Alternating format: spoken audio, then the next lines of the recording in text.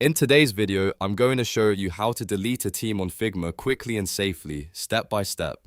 If you've created a team that you no longer need, or you're cleaning up your workspace and want to remove old projects, this guide will walk you through the exact process so you can do it without confusion. And before we get into it, if this tutorial helps you out, make sure to hit the like button and subscribe for more simple software tutorials like this one. Alright, let's jump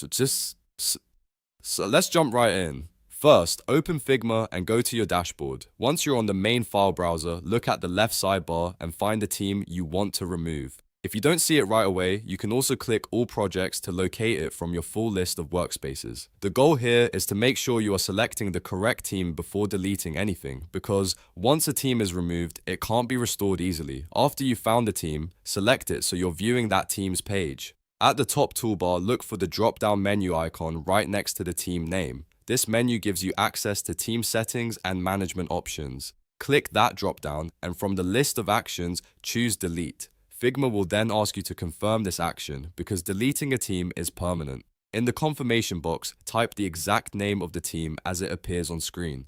This is an extra safety step to make sure you really want to remove it, and it helps prevent accidental deletion. Once you've entered the team name correctly, click Delete Team to finish the process. Figma will remove the team and its associated workspace access from your account. So that's it. You've now deleted a team on Figma. It only takes a few clicks once you know where to look, and the key is making sure you select the right team before confirming. If this video helped, please give it a like, subscribe for more tutorials, and check out the next video for more Figma tips and tricks.